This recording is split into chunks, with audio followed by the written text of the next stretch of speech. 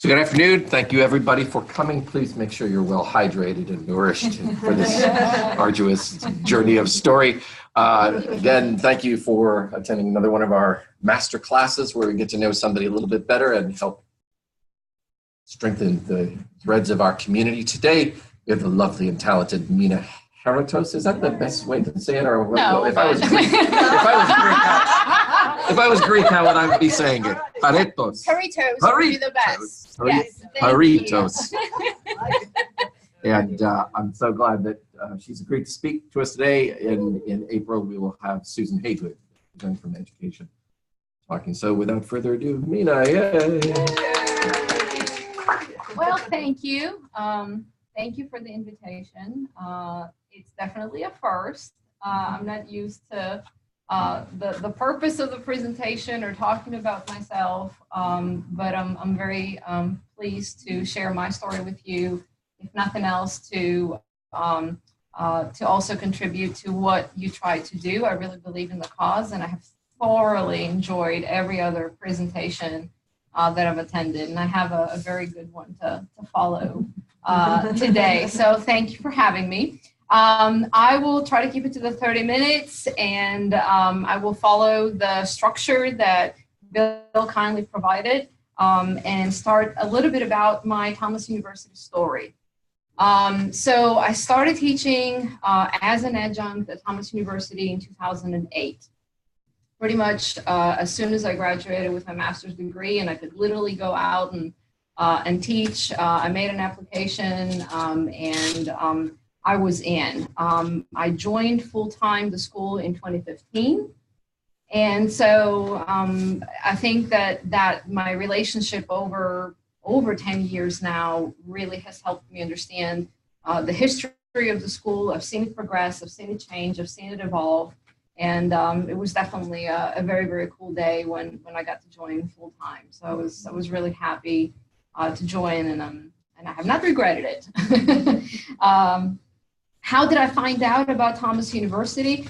I think it was a fairly organic move. My ex-husband and I moved to Thomasville in 2005. So a little bit of a parenthesis, and I'll speak more about my life pre-United States in a moment, but we moved to the United States in 2001. Lived in Tallahassee, and eventually decided that we wanted to build a house, and looked around, long story short, built in Thomasville. And I think getting to know this community a lot better was the way we learned more about Thomas University. My husband was also a professor, and so he became an adjunct at Thomas University, I think even maybe the same year that we moved here. So he was an adjunct here for some years. And that's how I kind of learned even more about the school. I started meeting some of the people, so Jenny Swearingen, for example, who was the chair at the time in the Division of Business, was somebody I already knew, and I felt very comfortable in saying, so I'm ready, are you? And she was really extremely supportive. And again, that's kind of how my life path brought me to Thomas University. The things that I enjoy most about working here, it didn't take me but a split second to say the students, first and foremost. No, it was not you, Steve. I didn't know you yet. The blessing of you hadn't happened quite yet. Although we had met when I was an adjunct, because I would come and get stuff done or printed at the lab, and we always, would work at the lab. So we kind of sort of knew each other back then, and that's kind of how I felt with a lot of folks, Robin, a lot of people that you, I think, right? We knew each other, and but first and foremost, the students. I think that when the opportunity came up for a full-time position, I really did not hesitate applying, because I already knew our students. I absolutely enjoy the diversity. And, the majority, at least of the business students, tend to be very diverse, right? So different international backgrounds, different countries, different experiences. So granted, I'm biased, right? I felt I could always relate to that. And I was always personally excited to have a room full of folks from China and Sweden and the UK and Germany and Bolivia and you name it, right? And the list always kind of changes. And that to me has always been very energizing. So the students, probably, the top thing that I have and I still enjoy very much about being here. Super close second, the people, period. Again, it's always been a very supportive environment. Jenny, Pauline, I know you're there. Anne-Marie at the time, Emmons, everybody in that immediate and direct environment was from the very beginning very supportive. We were a team, and again, I felt very comfortable with these individuals, and this was something that really sealed the deal. Because to me, it mattered that where I work, I want to work with people that I like, spending time with. It's more than just a paycheck, and so I've always treated it as I want to like the people that I work with, and outside of that division, again, the people that I had already started meeting, it was always a very welcoming environment, and that made a difference for me. If I had to pick a third item, just even broader, I'd say the culture, of TU. I would say the teaching culture. I would say that every person that I've worked with in and out of business, I think all of us, I've seen you, I've observed you, you have a high respect for what you do. And I think we are all here to genuinely, help our students, and we care for them and we nudge them, and all those things, again, are consistent with my system, my value system. And so again, it just seemed to click and to be the right thing. What are the challenges you've encountered in your teaching and your work here? Now, if I just go like this, I'll say I didn't write anything under that. And really, that was probably the most challenging question for me, just because I don't think I could highlight something that, that you could also relate with. I think, the challenges I've had are the challenges we've all had, right? The little things, the big things about, day-to-day life with students, or classroom management, or, the fact that, let's face it, right now the school's going through another one of those phases. Granted, nothing's perfect, but I can't really point and say, so the biggest challenge I've had, okay?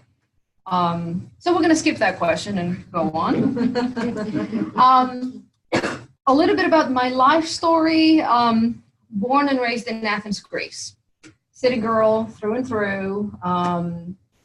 Rarely went to the countryside, never played with dirt, but grew up in a city that to this day is able to hold on to a very old history, a very ancient history, very, very deep roots, but at the same time has managed to be very modern as well. And I think that, the older I grow and the more I see in my life, the more I realize how much contrast and even contradiction, but at the same time merging and melding happens in that kind of environment. So to the degree that, we can't, we don't have a second chance in where we grow up and what shapes us, I am thankful that, I was able to grow up in an environment that taught me a lot about, street smarts, okay, and walking in late at night, by myself and not being afraid, but at the same time, a pace of life that I now know what I like about it and what I don't like about it. So, obviously you have Thomasville, right, smaller community, 20-some thousand people in the county. I mean, that would just be one neighborhood. Athens is about 4.5 million people, about the size of Tallahassee. So just kind of put those two things together. It's a very crowded place, but it's a very lively place too. So there are things that I miss about that rhythm and pace, but I'm not giving up my acre of yard, and I'm not giving up my flowers, and I'm not giving up my 7-minute commute either. So, so that's a little bit about where I was raised. Let's see, anything else I want to share about that. How did your life lead you towards teaching? I think I'll answer that by kind of going through the main age periods and what brought me to present day. So I was born and raised in Athens. I obviously went through school and a product of a family-owned business. So I grew up with my parents being business owners. You know, I worked in the business since I could remember. And what we did was mainly wholesale, but also some retail of costume jewelry, imitation jewelry. And I made a conscious choice to wear one of the brooches that I still have from those years. I've kept some of those pieces. So maybe another parenthesis here, my dad was rather entrepreneurial. I don't know if he really knew he had it in him, when he was younger. He went to technical school. He went towards electrical engineering. He wanted to see the world. He left Greece. He went to Australia. He lived 28 years there. Eventually, he comes back to Greece and, meets my mom, and 2 years later, I'm born. But at the same time, I think he was at a point where he's like, okay, so what do I do now, right? What career-wise, what do I do now? And even though it wasn't something he had done before, he kind of picked up a copy of the newspaper and looked for businesses for sale. And there was a small business for sale that dealt with tourist goods, right? Like the stuff you might find in any tourist shop in any country, like the little bracelets and the little knickknacks and the little, souvenirs. That's the word that I'm looking for. And so he buys the business in 1978. And pretty soon he realizes that, I'm just competing with a bunch of other guys here. What can I do with this business? How can I make it grow?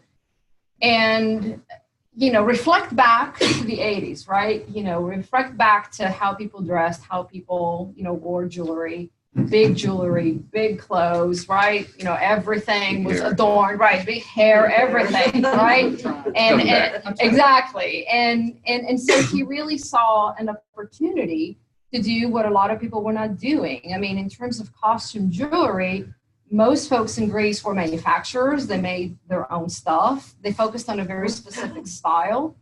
So he said, basically, let me see, if I can bring something different. And so he went to suppliers in London. He went to Italy. Those were the two main places to go and be in Europe at the time. And saw a lot of potential on the wholesale side of the business. So that was it. Literally, probably my first memory is about age 3. I'm on a plane and we're visiting suppliers and we're going through plants and we're picking product and making orders. I mean, that was something we did. And because we didn't really have babysitting, unless my dad traveled on his own through the year, if it was Christmas break, if it was Easter break, if it was summer break, again, no babysitter, so I'm there. I'm always there.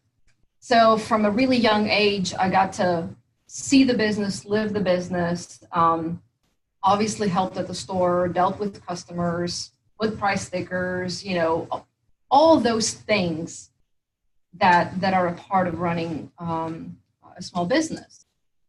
And, that was kind of fun. It was a lot of fun to travel. I enjoyed it very much. I felt like London, for example, was my second home in a sense, just because I've been there so much. And I was just so familiar with the culture and the language. I mean, my English was getting to be pretty decent because I could hear it and use it even for a week or two at a time. But I started college. I started at the American College of Greece, which is funded by the Congress. There's a few of those around the world. And I started there. And, it's funny because, when I was a teenager, I was like, oh, I'm going to live life and I'm going to date and I'm going to do things and I'm not going to think about anything until I'm like 30 plus, right? Yeah, you know how that goes. So I meet who was to become my husband, and a year and a half later, we married. So that kind of changed the plans a little bit. We marry. He, again, also was a professor, Greek American, and we come for honeymoon. We toured Florida, and he had lived in Florida, so we went to visit some friends and contacts and people that he knew, and being at the right place at the right time, sort of thing. On the spot, I'm picking fridge magnets for souvenirs, and he's being offered a job. And it was a good opportunity. So we said, okay. He comes back to me, he's like, he whispers to my ears, like, do you want to move to the States? What? And true enough, 6 months later, we were in the States. So, sold everything, got a green card, all of that sort of stuff. And that took us to Tallahassee, Florida. So that was for FSU he was teaching? It was actually for Flagler College. That was when they were just starting their Tallahassee program. And that's exactly why they were looking to hire. They were then just putting together the team of faculty for that program. And that's where they had the need. So that's why Tallahassee. Yeah, they in fact they said, okay, we're going to pay you, just take a couple of days, go see Tallahassee, meet the people, see how you like it. And I remember it was like the beginning of January, it was freezing cold, it was raining, and I'm like, okay, this is where we're moving. Okay, I'll trust you. So I really didn't know much about, the area or the country, period. It was my first time in the U.S. But I was up for the adventure. And that it was, and it turned out to be the best, 18 years this summer, okay? It's really been quite a ride. So as I said earlier, I got to know, see, and vicariously live the world of teaching, academia, higher education through him. I always thought I was going to go in business, be in business, right? That's what I was studying, business administration degree.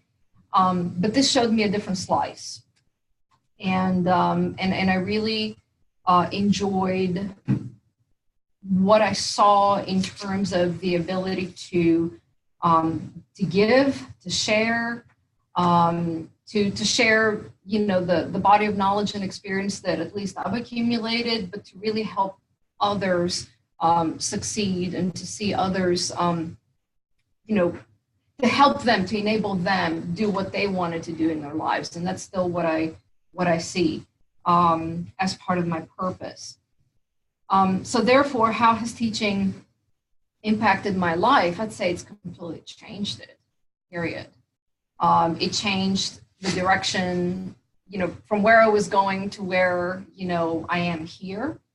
Who knows what the future holds? I've learned to not say, never or always or whatever. I mean, you just take it as it comes. But it's changed me. I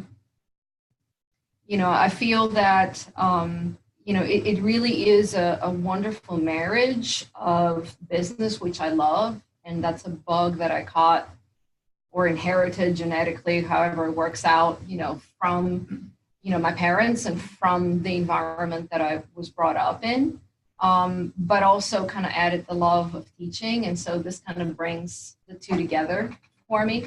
So I still get to be in that world of business, but from a different angle, and kind of looking at it and living it from a different side.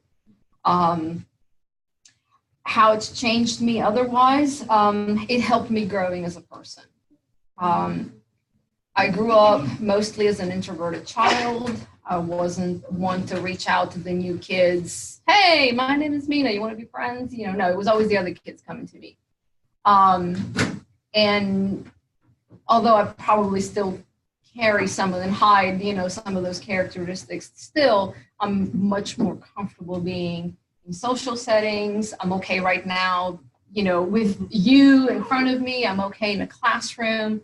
And to me, teaching is a lot about the knowledge that you're going to try to impart, but a lot about the performance part of it too, right? You got to be able to capture that audience. You got to be able to get the students' attention, because let's face it, they don't like you. you're boring them, it doesn't really much matter what you say.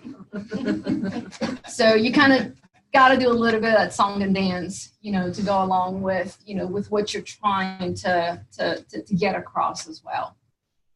So that's really changed me. I mean, I see myself in the mirror today and I say, okay, you got a lot of growth to do still, but boy, how different, I am from when I was younger. It's also introduced me to a lot of people. I think that's another, big aspect. It's introduced me to, people that were students that eventually graduated and maybe they got some really neat jobs or built their own businesses and now they're married and they have kids. And once in a blue moon, you get that email, right? Or you get to see somebody at the store and it's like, hey. And it's really wonderful to see that in somebody else. I've met people like you, colleagues who have become literally best friends and just buddies, and how wonderful that is to be able to find good quality people that you can, jive with. I think it's kind of rare, and I think that this is a place we spend a lot of time in. So I'm thankful again that I have people around me who many I consider very close friends. So in many ways, my life is much richer because of teaching. So on to the favorite topic. Can I just ask one question about your background? Yes, please. Do you have siblings? I have a half brother and a half sister. Yes, and my half sister lives in Athens. My half brother lives in the Netherlands. He's been there for many, many years. They're from my father's. When he was married in Australia, they were born in Sydney and eventually moved to Greece as well. So, relatively speaking, small family. So my big fat Greek wedding, I recognize, but I don't relate. So I don't have like 27 first cousins. But a lot of what you see in terms of the importance of the family structure and that fiber is very, very, very true. So was that a hard transition to move away from Greece? You mean family being away from? Family support. Go have your adventure. Yeah.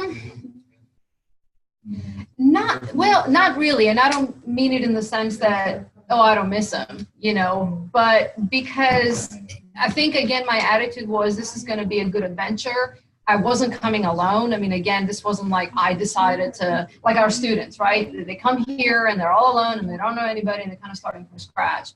And I didn't really have that because to me, I wasn't alone, right? I was with my husband and it just, we were starting something new, a new chapter together.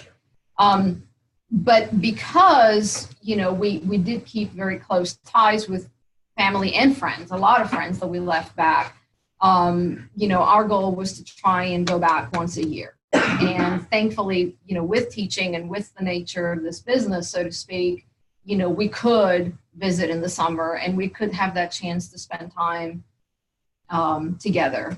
And my mom's still not happy that I'm here. It's like I get it pretty much every phone call.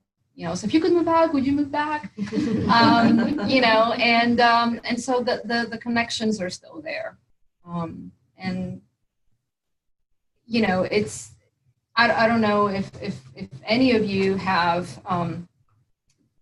sort of moved away and you still have family somewhere else and not have the opportunity to to say, okay, I'll come for dinner tomorrow, or more of that casual interaction that we miss when business is involved. But I think that for me, it's one country to another. By now, I feel so at home in both countries, and they both are such a big part of who I am, that if I'm here, or when I'm here rather, there's going to be something that I miss from there, and I will look forward to doing or visiting or eating or whatever. But then when I'm there, I start missing here. So it's kind of like a blessing and a curse. I'm very fortunate that that I have that. But at the same time, it's like I got to give up on being satisfied completely and perfectly by one place or one whatever, because I got friends there and family, but then again I have friends that are like family here too. So Traveling, that's the only answer. Just pick up the plane and go when you can. Does that answer your question? Yeah. So, so on to the favorite topic. More than one really, but I think the one that I would speak to you today about is strategy. And I left it pretty broad and pretty general and pretty open.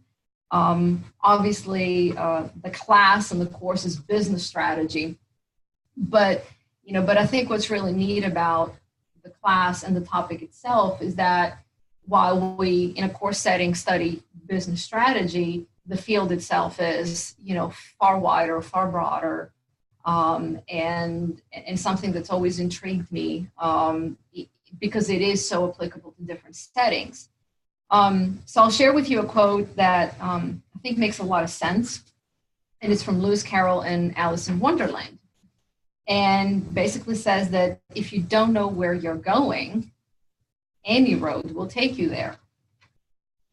So to me, the biggest value of strategic thinking is to be able to find a direction, to be able to use it as a vehicle to help you accomplish whatever your goals or your objectives may be.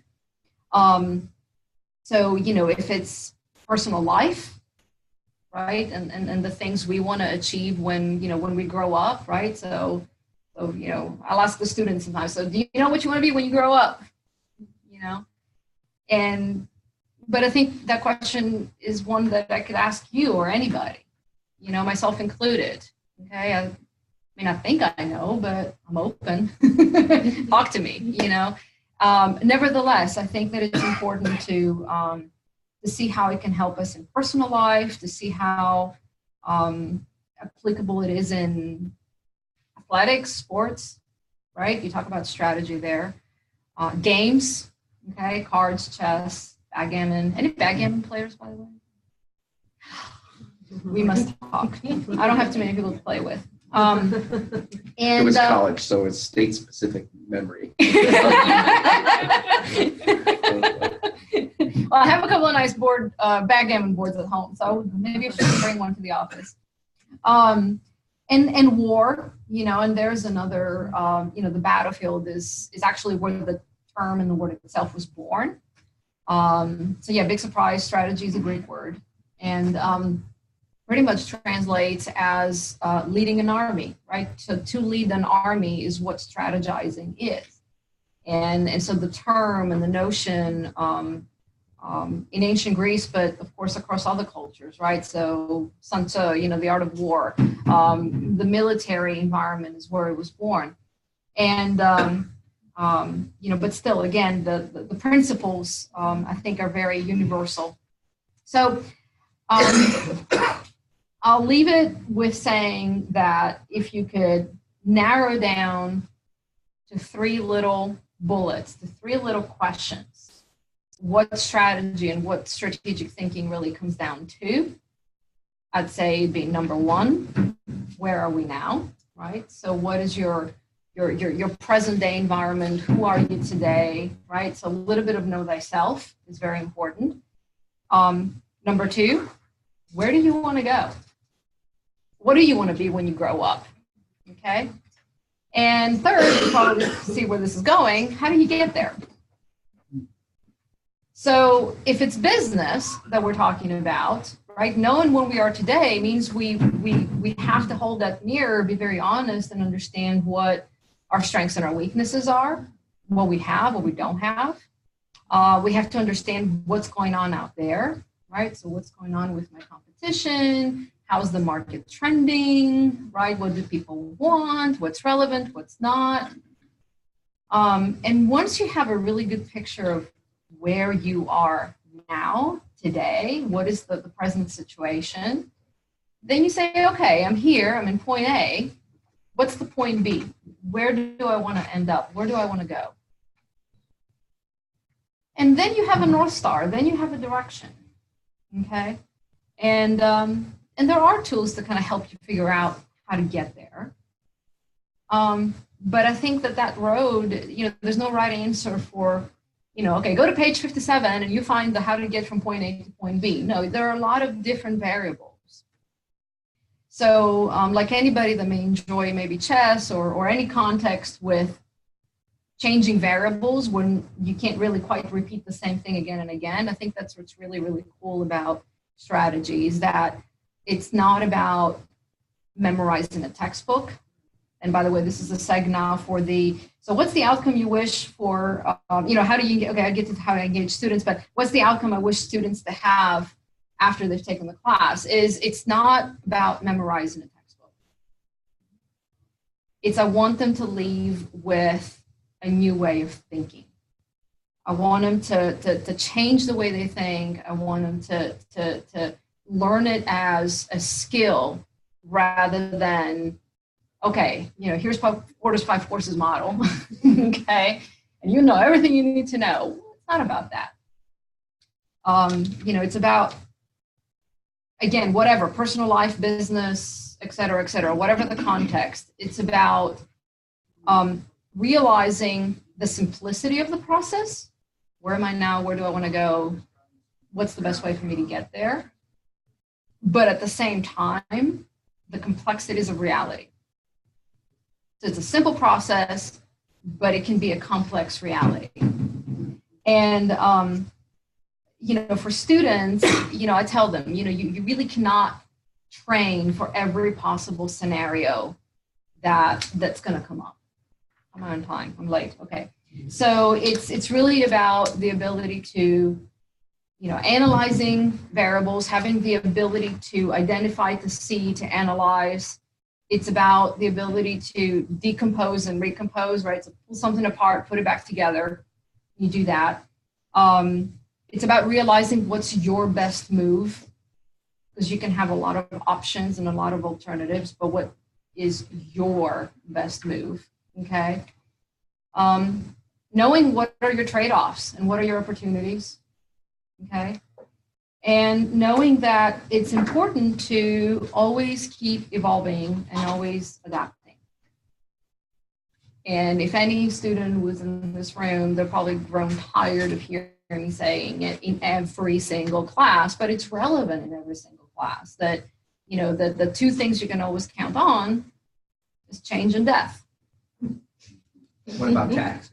Yeah, see, that's the very popular answer too. And I would say, well, you know what? Technically, it's not a given, right? There's been periods in history where you didn't have that. You could be a citizen of Monaco. They don't have to worry about it. Or as I jokingly say, you could be a Greek and just evade it, right? So, so it's not really quite as given as you say. I pay my taxes, by the way. I'm saying in Greece.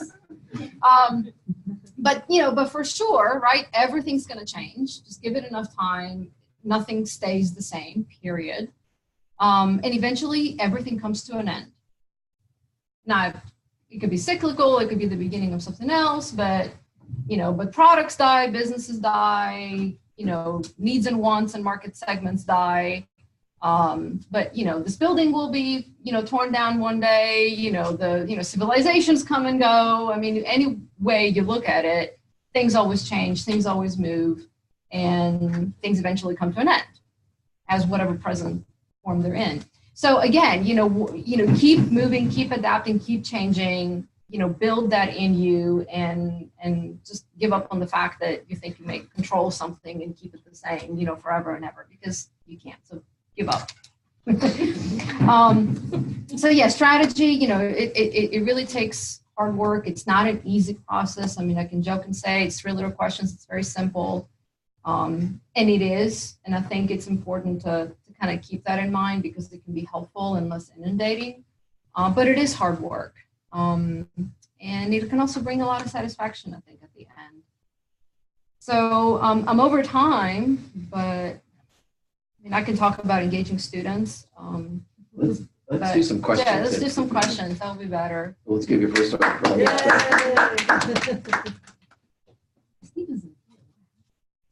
He didn't have to. He might be around. So Yes. The cost benefit piece that you talked about, that seems to be often the hardest because if people are dealing with the realities of their situations. I always think, it's very hard, I think, in social services, but it must be hard in businesses to be able to have that conversation with people that say, where you want to go is just not possible with the market like it is anymore. And the tremendous kind of adaptations that are going on. I was talking with Randy this morning about I heard a guy on a podcast talk about how he said 80% of the jobs that are now paying $20 or less are going to be gone by the year 2030 because of automation. Yeah. And I know Greece has had tremendous economic upheaval Still does. Yeah. for providing tremendous amount of social support for folks. And so how do you make that adaptation process more palatable? I think a big part of it is, first of all, realizing that there are always options. They may not all be good options, but there are options and choices. And you have to find the one that is the best fit for you. And that's kind of what I tried to hint earlier, right? What's the best move for you? What's the best opportunity for you or your business to take advantage of? Because not every good opportunity is going to be a good opportunity for you, right? Like if you're job hunting, there could be a lot of, you may have 3 really great jobs, but which one is going to be the great one for you? So to kind of take it back to business, I think that it needs to be a collective decision. I think that the ability to bring a lot of people around a table and not have it be something that's remotely done at the top of the pyramid, so to speak, and then the memo goes down the hierarchy. I think it's important to make that decision together and to have the buy-in. I think that can improve the quality of the decision and the choice that you make going forward. I think it's important to remember again that change is a constant, right? So same way things could change to a negative direction or a challenging direction. All right, well, it's like Florida. If it's raining just wait 3 minutes, it's going to change again. So there is always that opportunity to be able to change your situation. I think it's also fair to say that the stronger you are as an organization, the better your ability to ride waves and the better your ability to change some variables that you can't have control over. Okay. So not necessarily say you can write your own fate, but you can make the best out of a situation. And I really believe, and I think there are a lot of cases that we can pull from that, there are a lot of times where, there's always going to be a good and a bad, right? There's always going to be a wave of opportunity and there's always going to be a challenge. So you just have to be really conscious about finding where that next opportunity is. And if automation, for example, now is threatening a lot of jobs as we know them today, well, then I'd say, okay, well, look at the Industrial Revolution. Okay, machines have been replacing people in certain jobs for a very long time. So move on. If that's not going to be your bread and butter, then what's going to be that next area that's going to see growth and that's going to become necessary to build, whether it's an industry or a market or a product or job skills and education. Does that answer? Yeah. Your question? Where do you live in Thomasville? Oh, so I have a very long commute. So off of 319, there is that subdivision with the horse. Yeah. Oh, so that's where Indy lives. Yes, exactly. Yeah. Yes. So I'm on the other side of the pond. Yeah. Very cool. Yeah. So it's a good place, and I can either make a left for Tallahassee or right for Thomasville, and I'm right there. Does your family come to visit at all? They haven't. We've had friends visit, and that's always really neat, but not a family member. Nobody's made the trip. So I got to go every year. You got to go visit your family. Yes. Yeah. Yeah. Somebody has to do it. Yeah, I know. My mom's not going to get on a plane and then let's face it, it is an expensive trip and people need the time, so, if you're not in the school system, it's kind of difficult to get a good enough amount of time to pick up and go on the other side of the continent. So Don't Greeks take all kinds of time off? They just lay around and do nothing. Yeah, if they work for the state, if they're in the public sector, yeah, I mean, by law, you get 32 days a year off. So, and productivity levels are not any lower, by the way, which has always been an interesting statistic. Yeah, quality of life is a really big, very important thing in the culture. Yeah, very important thing. So if you were, what would be your most beautiful place in Greece to visit? That would be your favorite. Well, That you could recommend to. you know, I will say this, it's a very small country, but it's very varied in the topography. And, you know, and admittedly, most pictures that get out of the country are like your white buildings and your blue sky and sea, you know, like the Aegean island kind of look, which is truly very different and unique and beautiful. But I do enjoy mountains very much, so I like places with elevation. I say that if you only had one time to go to Greece, you got to hit Santorini. It's a volcanic island. You know, it blew up, and now it's like the half of the caldera. That's what's left. So the geography, the geology, the colors, the place is just unique. Are there hot springs there? There are, and in fact, it is technically an active volcano. So, you know, just take insurance. Yeah, just to say, you never know when a volcano is going to blow. But personally, I'll tell you, there is this really small island called Hydra. And to me, that's a place that I'd never visited as a kid. I wasn't born there, but when I'm there, and I've been there 4 times now, I feel like at home. There are no cars on the island.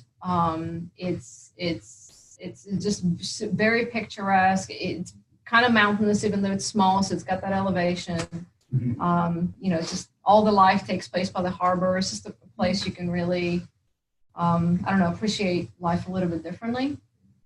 Yeah. What was his name? Hydra. Leonard Cohen. He had a house there for many years, and now his son keeps the house. And so it's been like a little known secret. So that's my little known secret. When you go back to Greece, what's on the top of the list of your food or dishes? Gyros. Because they're not like here. It's a different food. A lot of lamb and goat, especially grilled chops, and it's not like, you know, you go to the restaurant and you get like, you know, like 2 little dainty chops and, you know, you pay $20. No, it's more like, okay, I'll take 2 pounds, because that you order by the weight when you go to one of those like grill places. You know, I'll take 2 pounds. No, I just want the chops. Thank you. That's all I'm waiting for this year. So lamb, goat. You eat all 2 pounds yourself? Oh yeah. No, this is a mission. I gotta get my fix. Yeah, maybe a plate of greens on the side or a salad to kind of balance things out. But it's just, there's something about the charcoal and that meat and that, like, you just don't need anything else. But the same thing with seafood. So, you know, obviously surrounded by water, you know, you have, you know, the octopus, which I don't really get here, you know, calamari, fish is just, you can't go wrong, really. Really, you just can't have. So, anyhow, anybody that comes to Greece will go places. So, anybody else? Well, thank you so much, Mina. I certainly appreciate you Thank you very much. And thank you for sharing your story. And thank you, everybody online. And we'll meet over in Faculty Senate in about 10 minutes at a different website, the Faculty Senate website. Wow, very good, Mina. That was very Thank you for including us. I remember you years ago telling me about Hydra. Yeah, I have 2 pictures of it in my office. I have some pictures.